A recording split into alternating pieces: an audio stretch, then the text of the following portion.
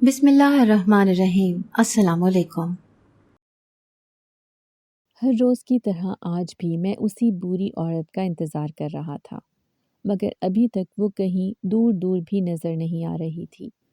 وہ پچھلے کئی دنوں سے میری دکان پر راشن لے کر آتی تھی، مگر آج بہت دیر ہو چکی تھی، مگر وہ عورت ابھی بھی نہیں آئی تھی۔ جس روز وہ پہلی مرتبہ میری دکان پر آئی تھی تو مجھے کافی حیرت ہوئی تھی، کیونکہ وہ عورت کافی ضعیف تھی، مگر مجھے ہمیشہ ایسے لگتا تھا جیسے میں اس کو جانتا ہوں اور میں نے اس کو کہیں دیکھ رکھا ہے۔ اس کے ہاتھ میں ایک ریڑھی پکڑی ہوئی ہوتی تھی اور اس پر وہ ساز و سامان لاد کر لے کر آتی تھی۔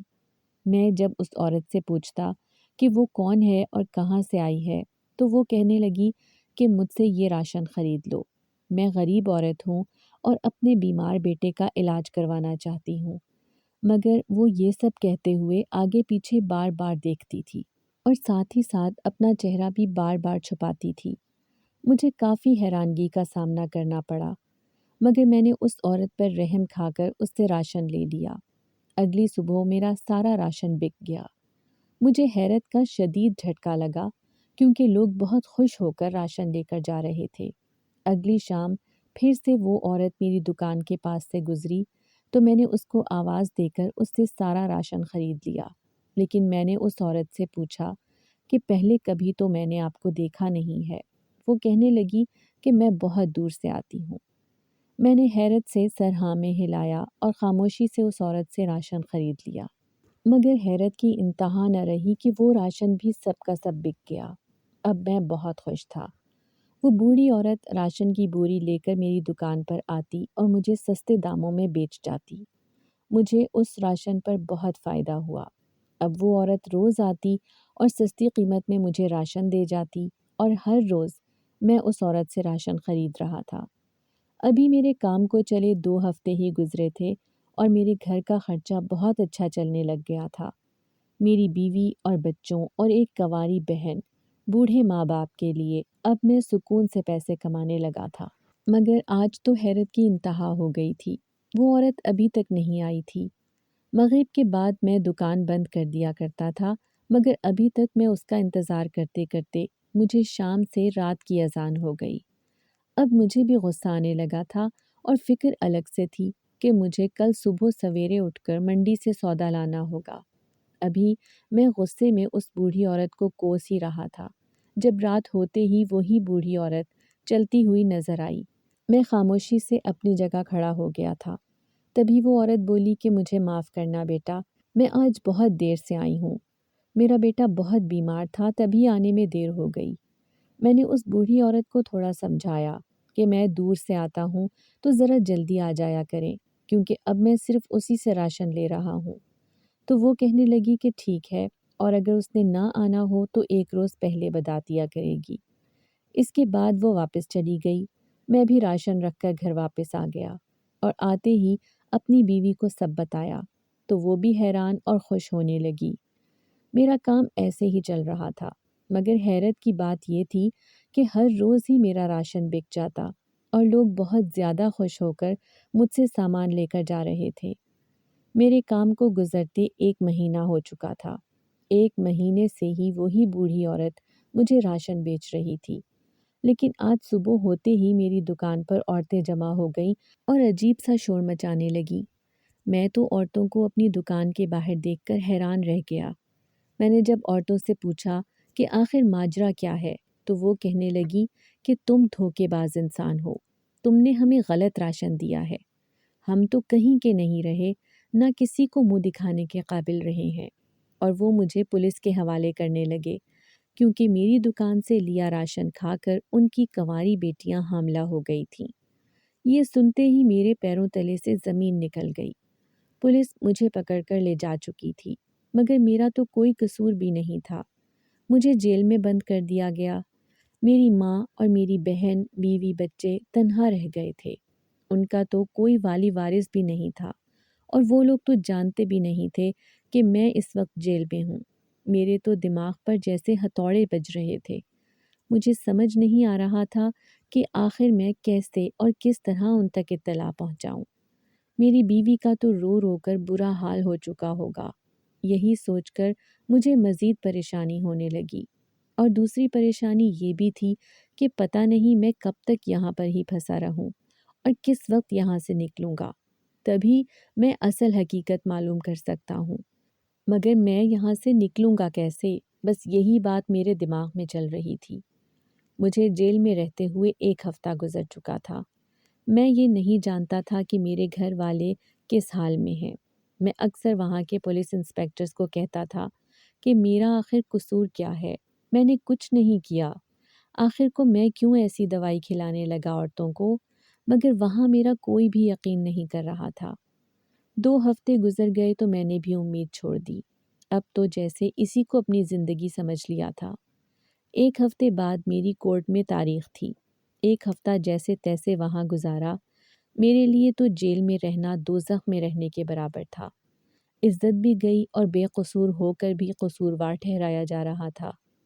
जैसे ही मुझे कोर्ट में ले जाया गया, मैंने सोच लिया था कि मैं सबको सब हकीकत बता दूँगा। मगर मेरे पैरों तले से ज़मीन निकल गई जब वहाँ मेरे खिलाफ गवाही देने के लिए न जाने कौन सी औरत मौजूद थी। मैंने तो आज तक उसको देखा भी नहीं था। मैं तो उस औरत को जानता भी नहीं था।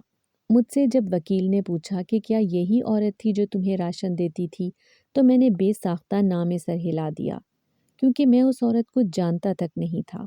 लेकिन वकील की अगली बात ने तो मुझे हैरत में डाल दिया, जब उसने कहा, मगर तुम्हारी दुकान के पास रहने वाले लोगों ने तो यही गवाही दी है कि यही औरत रात के वक्त तुम्हें राशन देकर जाती थी और तुम दोनों मिलकर अद्वियात का कारोबार करते हो। राशन के बदले औरतों को ज्यादती का निशाना बनाते हो। वकील की बात सुनकर मेरी आंखें हैरत से उबलने को तैयार थीं।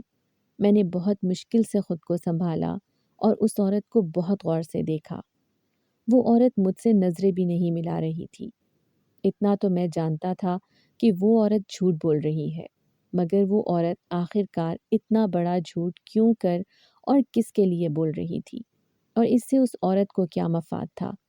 मैंने वकील को समझाने की बहुत कोशिश की कि मैं उस लड़की को जानता तक नहीं हूँ और ना ही मैंने कभी उसके साथ काम किया है। मुझे जो औरत राशन देकर जाती थी, वो तो बहुत ज़ईफ़ थी और उसका बेटा भी बीमार था, जिसकी वजह से उसे काम करना पड़ता था। मैं तो उस पर तरस खाकर राशन खरीद लेता था। वकील ने अगला सवाल किया कि क्या मैं उसको जानता हूँ, मगर मेरे पास उसका भी जवाब नहीं था, क्योंकि मैं हकीकत में उस औरत को भी नहीं जानता था। मैंने वकील को सच बताने का सोचा और वकील को सब सच बता दिया कि मैं उस बूढ़ी औरत को नहीं जानता कि वो कहाँ से आती थी, वो कहाँ रहती है, मुझे तो उसके घर बार का भी नहीं पता। वकील ने मुझे कहा कि तुम पर इल्ज़ाम है कि तुम गैर ज़रूरी अद्वियात का इस्तेमाल करते हुए लोगों के घर बर्बाद कर रहे हो। वकील की बातों से इतना तो मैं जान गया था कि मुझे फंसाया जा रहा है, मगर आखिरकार ये सब कौन कर रहा था? किसी की मुझसे क्या दुश्मनी थी? मैं तो सीधा साधा सा आदमी अपने घर के लिए राशन खरीदो फरोख्त करता था, ताकि अपने घर वालों का पेट पाल सकूं। फिर अचानक ही ये आजमाइश कहाँ से आ गई थी? मेरे पास दूसरा कोई रास्ता नहीं था, ना कोई सबूत था और ना ही कोई मुझ पर भरोसा कर सकता था, क्योंकि जो मैं कह रहा था, वकील और जज की नज़र में बगैर सबूत के उसकी कोई अहमियत नहीं थी। मैंने एक नज़र आसमान की तरफ देखा और सब कुछ खुदा के सुपुर्द करते हुए जज साहब से कहा कि जो मैं कह रहा हूँ वही हकीकत है। आगे यकीन करना या मेरी बात का यकीन ना करना, वो आप लोगों की मर्ज़ी है। मैं इसमें कुछ नहीं कर सकता, और ये मेरे सामने खड़ी औरत क्यों झूठ बोल रही है या इसमें इसका क्या फ़ायदा है, मैं इससे भी लाइल्म हूँ। मगर मैं इससे राशन नहीं लेता था। सबूत ना होने की सूरत में और गवाहों के मेरे खिलाफ होने की वजह से कोर्ट ने मुझे 4 साल बामुशक्क़त कैद की सज़ा सुना दी थी। मैंने ठान ली थी कि इस आजमाइश के वक्त में भी मैं सब्र का दामन नहीं छोड़ूंगा। सारी उम्र मैंने सब्र ही तो किया था। मेरे अब्बा एक मज़दूर थे। उन्होंने अपनी मज़दूरी के सर पर मुझे पढ़ाया लिखाया। मैं जितना पढ़ना चाहता था, अब्बा ने मुझे किसी चीज़ पर रोक टोक ना लगाई। मैंने एफ़ए किया और इसके बाद अब्बा ने अपने दोस्तों से कुछ उधार पैसे पकड़कर मुझे किराने की दुकान बना दी, जो गांव से कुछ दूरी पर थी। ابا ہمیشہ کہا کرتے تھے کہ میں نہیں چاہتا کہ جیسے تعمر میں نے اپنے بہن بھائیوں کے آگے ہاتھ پھیلایا، میرے بچوں کو بھی میرے بہن بھائیوں کے آگے ہاتھ پھیلانا پڑے۔ میں ہر روز صبح سویرے اٹھ کر دکان پر جاتا اور وہاں پر سودا بیچ کر رات کے وقت گھر آتا۔ شروع میں دکان بہت اچھی چل رہی تھی۔ عموماً ابا ہی گھر کا راشن لاتے۔ ایک روز میں اپنے کام سے گھر جا رہا تھا جب راستے میں ہی مجھے کچھ لوگ مل گئے جو ہمارے گاؤں کے ہی تھے۔ انہوں نے مجھے جو خبر دی وہ میرے پیروں سے زمین نکالنے کے لیے کافی تھی۔ جب ان آدمیوں نے بتایا کہ بھائی اس دنیا میں نہیں رہے، میں دوڑتے ہوئے گاؤں کی طرف بھاگا۔ مجھے اپنی سماعت پر یقین نہیں ہو رہا تھا۔ گھر پہنچتے ہی میں نے گھر کے باہر گاؤں والوں کا رش دیکھا۔ عورتیں گھر کے اندر جا رہی تھیں اور مرد حضرات باہر ہی کھڑے تھے۔ مجھے دیکھتے ہی سب میرے پاس آنے لگے اور مجھے حوصلہ دینے لگے، مگر مجھے کسی کی بات پر یقین نہیں آ رہا تھا۔ مجھے اپنے پاس آنے والے ہر شخص سے نفرت سی محسوس ہو رہی تھی۔ میں سب کو دور کر دیتا تھا۔ میرے لیے یہ بات ناقابل یقین اور ناقابل برداشت تھی۔ کچھ لوگوں نے مجھے ایک کرسی پر بٹھایا۔ ان کے مطابق میرا صدمے سے برا حال تھا۔ آس پاس کے لوگ مجھے کیا کہہ رہے تھے مجھے کچھ سنائی نہیں دے رہا تھا۔ میں تو آنکھیں ٹکا کر دروازے کی طرف دیکھ رہا تھا۔ تبھی ایک بزرگ آدمی میرے پاس آئے اور میرے آس پاس کھڑے آدمیوں سے کہنے لگے کہ اس کو آخری مرتبہ اس کے باپ کا چہرہ دکھا دو، ہو سکتا ہے اس کو صبر آ جائے۔ مجھے گھر کے اندر لے جایا گیا۔ میری آنکھوں کے سامنے میری اماں میرے ابا کی چارپائی سے لگی بلک بلک کر رو رہی تھی۔ پیروں کی طرف بہن بیٹھی ہوئی رو رہی تھی۔ ان دونوں کا صرف میں اکیلا ہی سہارا تھا۔ میرے ابا کا کسی نے غیرت کے نام پر قتل کر دیا تھا۔ میں تو حیران تھا کہ میرے شریف باپ نے آخر کیا کیا تھا، مگر ابھی میرا ذہن کچھ کام نہیں کر رہا تھا۔ اماں مجھے دیکھتے ہی میری طرف دوڑی۔ وہ میرے سینے سے لگی پھوٹ پھوٹ کر رو رہی تھی، مگر مجھے کچھ سمجھ نہیں آ رہا تھا کہ میں اماں کو تسلی کیسے دوں۔ اتنا بڑا جو ہم لوگوں کا نقصان ہوا تھا اس کی بھرپائی ناممکن تھی۔ بہن کو تو ہوش ہی کوئی نہیں تھی۔ وہ بار بار غش کھا کر گر جاتی۔ آس پاس کی عورتیں اسے سنبھال رہی تھیں۔ ابا کا چہرہ نیلا پڑ چکا تھا۔ تبھی باہر سے کچھ مرد حضرات میرے پاس آئے اور کہنے لگے کہ ہمیں جلد سے جلد جنازہ کرنا ہوگا، وقت نکلتا جا رہا ہے۔ اتنی سی بات سنتے ہی میری اماں چیخیں مار مار کر رونے لگی۔ میں نے اماں کو گاؤں کی عورتوں کے حوالے کیا اور گاؤں کے مردوں کے ساتھ مل کر اپنے ابا کا جنازہ اٹھایا۔ میری آنکھ سے ایک آنسو تک نہیں نکلا تھا۔ شاید یہ میرے صبر کی آخری حد تھی۔ ابا کی تدفین کے بعد میں جب گھر لوٹا تو آس پاس کے لوگ جا چکے تھے۔ اماں اور بہن گھر میں اکیلے تھے، یہاں تک کہ ابا کے بہن بھائی یعنی ہمارے چچا لوگ بھی اپنے اپنے گھروں کو جا چکے تھے۔ اس روز مجھے ابا کی بات یاد آئی جب ابا نے کہا تھا کہ میں نہیں چاہتا کہ میرے بعد تم میرے بہن بھائیوں کی طرف دیکھو۔ میں جان گیا تھا کہ اب ہم لوگ تنہا ہیں، ہمیں خود ہی ایک دوسرے کا سہارا بننا ہوگا۔ کوئی بھی ہمیں پوچھنے تک نہیں آئے گا۔ نہ جانے ایسا کیوں ہوتا ہے کہ برا وقت آتے ہی اپنے بھی غیر ہو جاتے ہیں اور اچھا وقت آتے ہی غیر بھی اپنے بن جاتے ہیں۔ میں اماں کے پاس گیا تھا۔ اماں مسلسل روتے ہوئے مجھے بس ایک ہی بات کہہ رہی تھی کہ اب ہمارا کیا ہوگا، اب ہم کیا کریں گے، اکیلے زندگی کیسے کٹے گی۔ تمہارے ابا تھے تو گھر میں حوصلہ رہتا تھا کہ کوئی تو ہے جو ہمارا سہارا ہے۔ تمہارے چچا اور ماموں لوگوں نے تو ہمارا ساتھ بہت پہلے ہی چھوڑ دیا تھا۔ میں نے اماں کو کہا کہ آپ فکر نہ کریں، ابھی آپ کا بیٹا زندہ ہے، وہ آپ کو کبھی بھی تنہا نہیں ہونے دے گا۔ میری بہن بھی مسلسل روئے جا رہی تھی، مگر مجھے ابھی صرف اتنا پتہ لگانا تھا کہ ابا کا قتل کس نے کیا۔ میں نے اماں سے جب پوچھا تو اماں کہنے لگی کہ تمہارے ابا تو کام پر گئے تھے، واپس آئے تو اس دنیا میں نہیں تھے۔ میں نے اماں سے پوچھا کہ ابا کی لاش کون لے کر آیا تھا، تو انہوں نے گاؤں کے ایک آدمی کا نام بتایا جو سردار کی مزدوری کرتا تھا۔ میں جلدی سے اس کے پاس چلا گیا اور اس سے پوچھا کہ ماجرا کیا ہے، میرے ابا کو کس نے قتل کیا، مگر جو اس نے بتایا مجھے اپنے کانوں پر یقین نہیں آیا۔ ہمارے گاؤں میں ایک سردار جو وہاں کا جاگیردار تھا، ہر کوئی اس سے خوف کھاتا تھا کیونکہ اس کا رعب اور دبدبا پورے گاؤں پر چلتا تھا۔ اس کو جیسے ہی سرداری ملی اس نے گاؤں والوں پر رعب جلانا شروع کر دیا۔ پورا گاؤں سردار سے تنگ تھا۔ سردار کا بیٹا ایک روز کھیتوں میں ابا کے پاس آیا۔ میری بہن بھی اس روز ابا کے ساتھ کھیتوں میں گئی تھی۔ تبھی سردار کے بیٹے کی نظر میری بہن پر پڑ گئی۔ اس روز کے بعد اس نے میری بہن کو تنگ کرنا شروع کر دیا۔ گلی میں چلتے ہوئے کبھی اس کا راستہ روک لیتا تو کبھی اس پر عجیب و غریب حرکتیں کرتا۔ ایک روز میری بہن بازار گئی مگر گھر واپس نہ آئی۔ جب میں رات کے وقت گھر واپس آیا تو اماں اور ابا کا رو رو کر برا حال تھا۔ میرے آتے ہی اماں میرے سینے سے لگ کر رونے لگی اور کہنے لگی کہ تمہاری بہن صبح سے بازار گئی تھی، ابھی تک واپس نہیں آئی۔ میں نے وقت دیکھا تو رات کے 12 بج رہے تھے۔ ابھی میں باہر نکل کر اپنی بہن کی تلاش میں جانے ہی لگا تھا، تبھی دروازے پر کھٹکا ہوا۔ میں ایک دم گھبرا گیا کیونکہ اس وقت ہمارے گھر کون آ سکتا تھا۔ میں نے امی ابا کی طرف دیکھا تو وہ دونوں بھی بہت گھبرائے ہوئے تھے۔ میں جلدی سے دروازے پر گیا اور پوچھا کہ کون ہے، مگر کسی نے کوئی جواب نہ دیا۔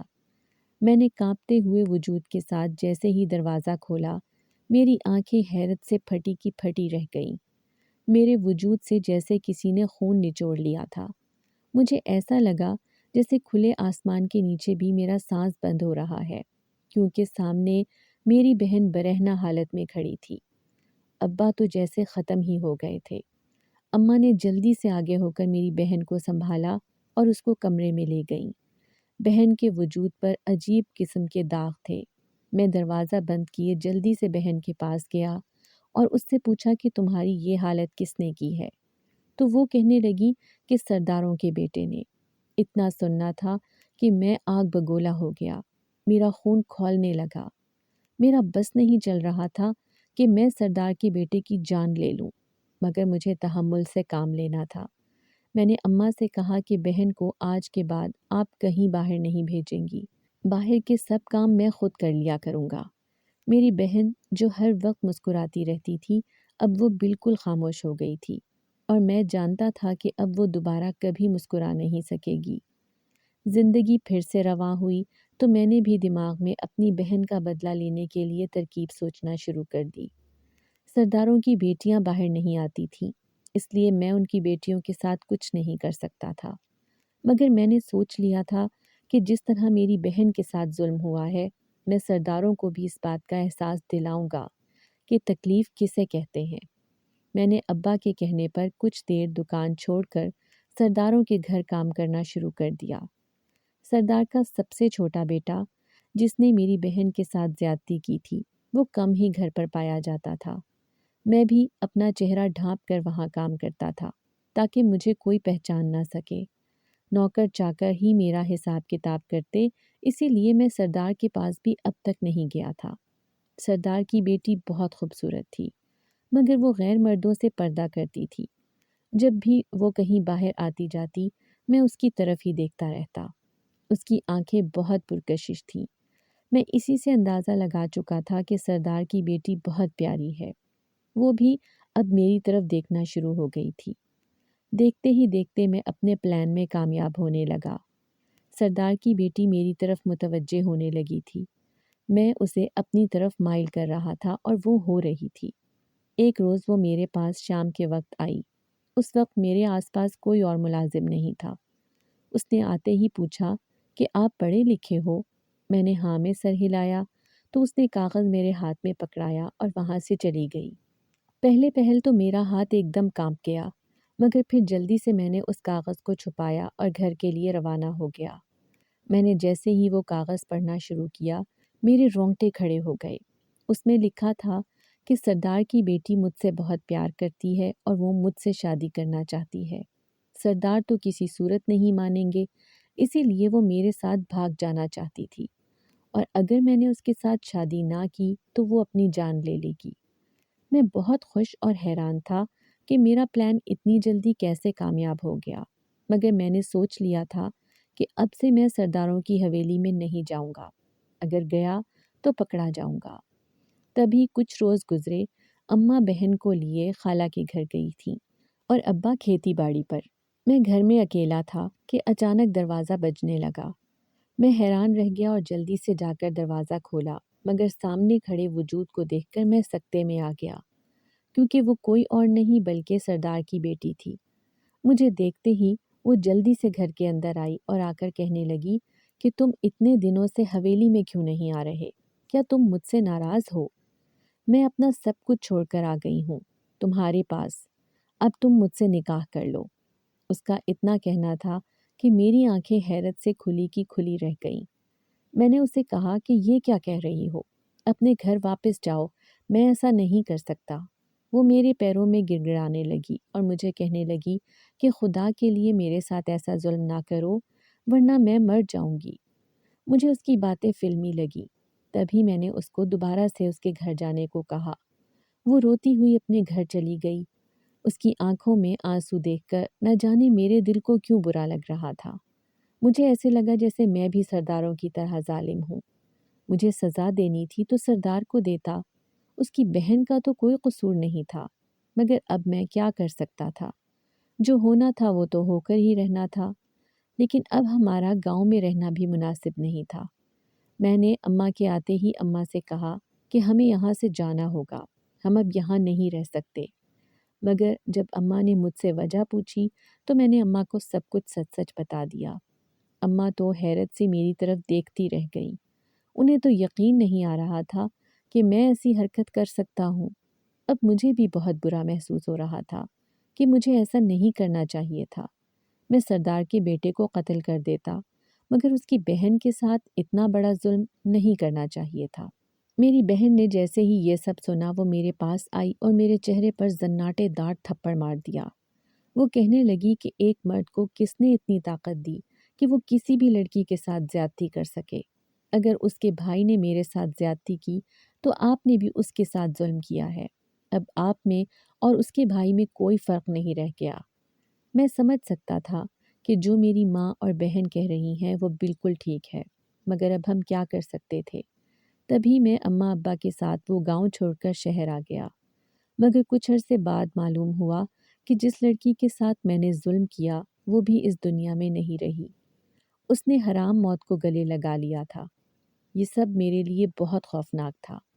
میں دن رات روتا رہتا اور اپنے گناہوں کی بخشش کے لیے دعا کرتا رہتا، مگر جس کی جان چلی گئی اس سے معافی نہ مانگ سکا۔ زندگی کے کئی سال میں نے اسی خوف میں گزار دیے۔ مجھے ہر وقت ایسے لگتا جیسے وہ کہیں میرے پاس ہے، میرے آس پاس مجھے دکھائی دیتی ہے۔ میں راتوں میں اٹھ کر ڈر جاتا تو کبھی جاگتے میں چیخیں مارنے لگتا۔ میں دماغی مریض ہوتا جا رہا تھا۔ تبھی آس پاس کے پڑوس میں سے ایک عورت ہمارے گھر آئی اور اس نے میری حالت کو دیکھتے ہوئے میری اماں سے اس سب کی وجہ پوچھی۔ اماں نے کچھ سچ اور کچھ جھوٹ ملا کر اس عورت کو بتا دیا۔ وہ عورت کہنے لگی اس کی شادی کر دو، یہ ٹھیک ہو جائے گا، مگر میں شادی نہیں کرنا چاہتا تھا۔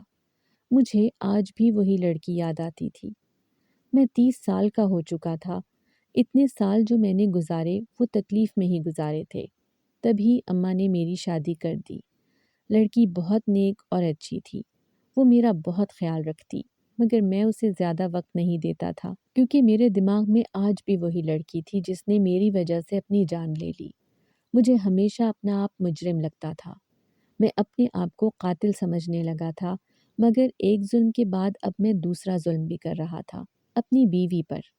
میں اسے وقت نہیں دیتا تھا اور ہر وقت سوچوں میں گم رہتا۔ اب تو وہ بھی تنگ آنے لگی تھی۔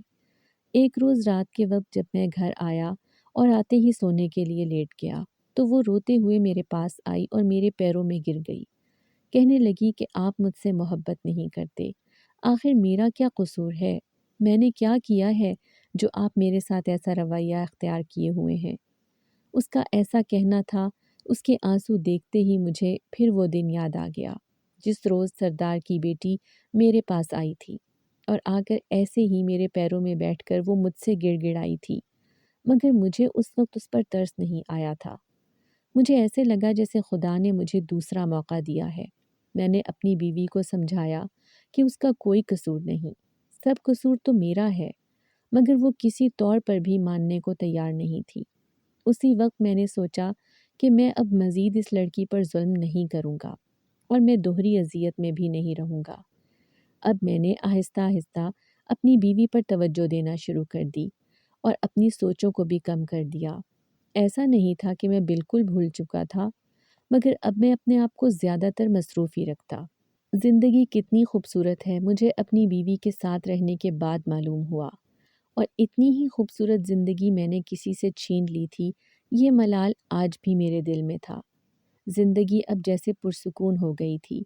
خدا نے مجھے 2 بچے دیے، بیوی اور اماں کے ساتھ میں خوش تھا۔ ایک روز ابا میرے پاس آئے اور کہنے لگے کہ میں اپنے گھر واپس جانا چاہتا ہوں، میرا یہاں دل نہیں لگتا۔ اتنے سال گزرنے کے بعد بھی ابا کو وہاں جانے کا خیال آیا۔ اس حادثے کو بھی کئی سال گزر چکے تھے، اسی لیے میں نے اپنی بیوی، بچوں، بہن اور اماں ابا کے ساتھ واپس گاؤں جانے کا فیصلہ کیا۔ ہم گاؤں میں رہنے لگے تھے۔ میں نے پھر سے دکان پہ جانا شروع کر دیا تھا۔ دکان بھی کافی اچھی چل رہی تھی، اور پھر ایک روز جب میں گھر آ رہا تھا، اس وقت تو میری دنیا ہی ختم ہو گئی جب میں نے ابا کو اپنے سامنے مردہ پایا۔ پھر جب مجھے معلوم ہوا کہ ابا کے ساتھ یہ سب کس نے کیا ہے، تو میرے 14 طبق روشن ہو گئے۔ ابا کو سردار کے سب سے چھوٹے بیٹے نے ہی قتل کیا تھا، مگر میں سرداروں کا کچھ نہیں بگاڑ سکتا تھا، کیونکہ میں ان کے حساب سے بہت کمزور تھا۔ میرے مالی حالات بھی کچھ ٹھیک نہیں تھے۔ اس پر ابا کی موت نے تو مجھے نڈھال ہی کر دیا تھا۔ ایک دن گھر پر ایک خط آیا۔ میں نے جیسے ہی خط کھولا تو میری جان لبوں پر آ گئی، کیونکہ اس میں سردار کی اسی بیٹی کی تحریر تھی جو اب اس دنیا میں نہیں تھی۔ اس میں لکھا تھا کہ کیسا محسوس ہو رہا ہے جب کوئی اپنا چلا جائے تو کیسا لگتا ہے؟ تکلیف تو ہوتی ہوگی۔ یاد ہے وہ دن جس روز میں تمہارے آگے گڑ گڑائی تھی، مگر تو نے میری ایک نہ سنی۔ وہ خط پڑھتے ہی میں پاگل سا ہو گیا۔ مجھے ایسے لگنے لگا جیسے میں اب مزید جی ہی نہیں پاؤں گا۔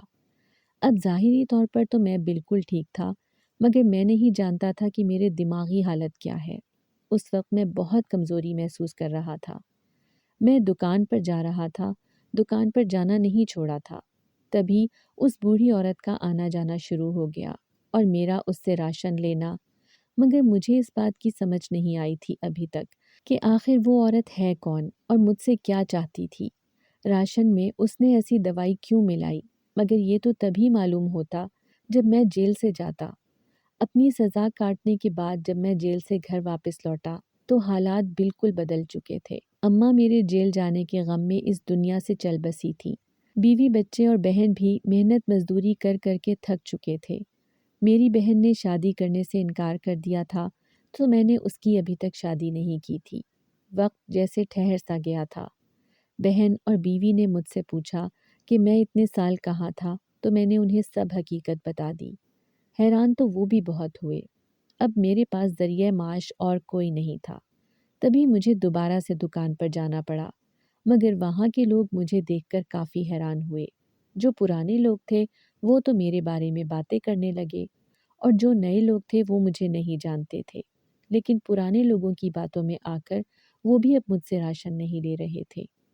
میں جب دکان سے واپس گھر آتا تو حویلی کی طرف نظر اٹھتے ہی سب سے پہلے مجھے سردار کی بیٹی یاد آتی۔ ایک روز رات کے وقت میں ایسے ہی کام سے دیر واپس آ رہا تھا، اچانک مجھے سردار کی بیٹی کے رونے کی آوازیں آنے لگیں۔ ہر طرف بہت چیخوں کی آوازیں تھیں، اونچی آواز میں رونے کی آوازیں بھی تھیں۔ تبھی میں نے ادھر ادھر دیکھا تو وہاں کوئی بھی نہیں تھا، مگر رونے کی آوازیں میرے بہت پاس سے آ رہی تھیں، جیسے کوئی میرے بہت پاس ہو۔ میں مارے خوف کے جلدی سے گھر چلا گیا۔ میرا سانس پھول چکا تھا۔ اب تو مجھے ایسے لگتا تھا جیسے سردار کی بیٹی مجھ سے اپنا بدلہ لینے کے لیے واپس آ گئی ہے، وہ مجھے نہیں چھوڑے گی۔ ایک شام میں دکان پر ہی بیٹھا تھا جب وہی بوڑھی عورت پھر سے میرے پاس آئی اور کہنے لگی مجھ سے راشن لے لو۔ اس عورت کو دیکھ کر میرا سانس پھولنے لگا۔ میرا مارے خوف کے برا حال تھا۔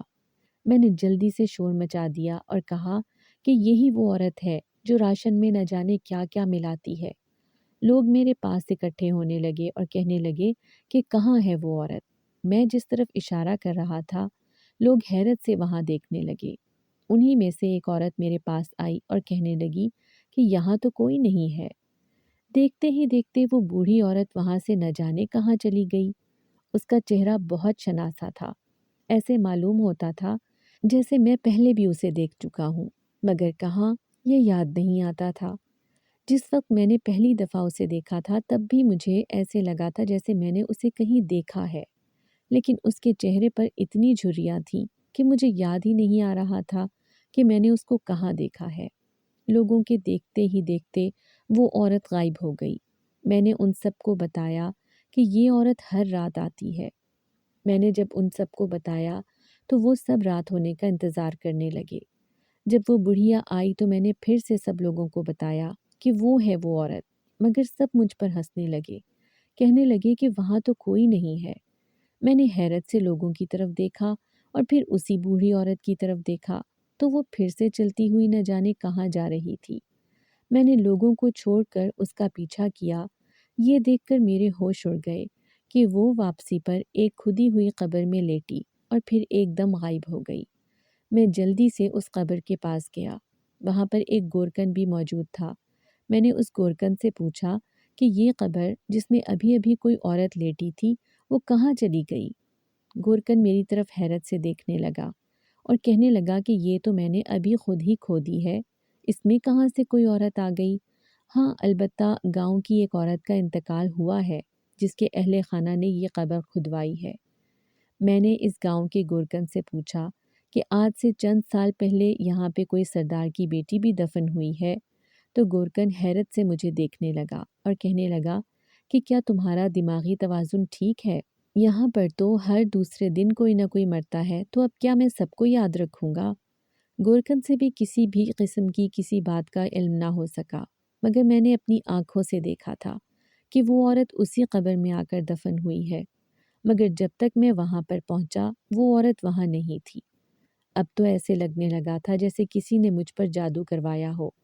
मैं घर गया और मैंने अपनी बीवी को सब कुछ बता दिया। बीवी भी परेशान हो गई। मैंने अपनी बीवी से कहा कि मेरे साथ किसी पीर बाबा के पास चलो, उनसे ही पूछते हैं कि आखिर ये माजरा क्या है। मगर मेरी बीवी कहने लगी कि इस सब की ज़रूरत नहीं है, हम किसी डॉक्टर के पास चले जाते हैं। मैंने अपनी बीवी को चौंक कर देखा और उससे पूछा कि डॉक्टर की क्या ज़रूरत है। तभी बीवी कहने लगी कि आधी आधी रात को आप उठकर डरते हैं, कभी चीखें मारने लगते हैं, तो कभी नहीं, मैंने नहीं मारा की रट लगाई होती है। कई सालों से मैं आपको ऐसे ही देख रही हूँ, मगर मैं देखना चाहती थी कि आपको अंदाज़ा है इस बात का कि आपके साथ क्या हो रहा है। आपने इस औरत को इतना सर पर सवार कर लिया है कि हर जगह आपको बस वही नज़र आती है।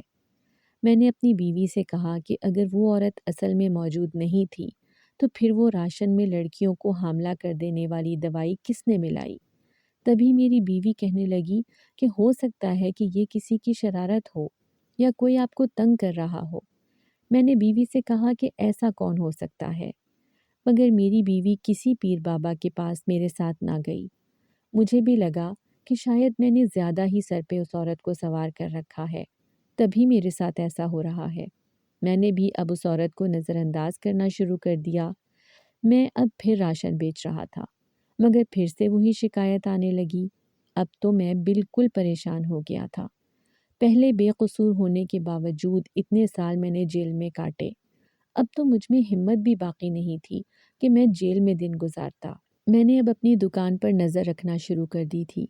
पहले की तरह लापरवाही से किसी के भी हवाले करके नहीं जाता था।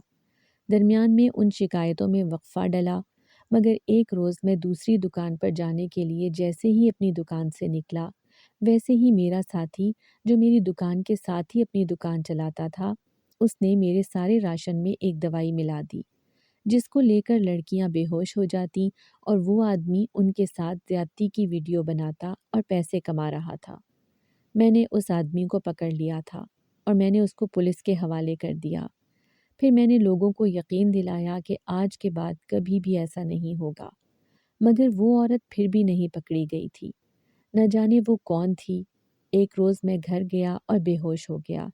डॉक्टर के पास लेकर गए तो वहाँ मालूम हुआ कि मैंने औरत के हादसे को बहुत सर पर सवार कर लिया था, तभी मेरे साथ ऐसा हो रहा था।